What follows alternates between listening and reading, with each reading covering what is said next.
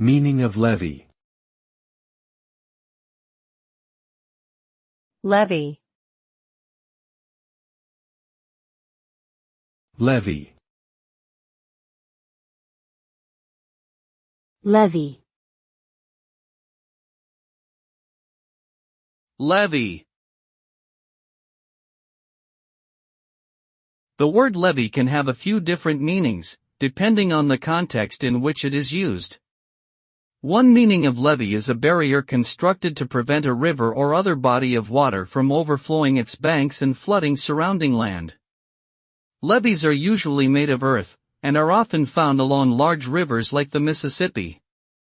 Another meaning of levee is a formal reception or gathering, typically held by a monarch or other important figure. In this context, a levee is a formal event where guests are received and greeted by the host. A third meaning of levee is an embankment or raised road built alongside a river, especially one that has been artificially constructed to control the flow of water. This type of levee can be found in areas where the landscape is prone to flooding or erosion.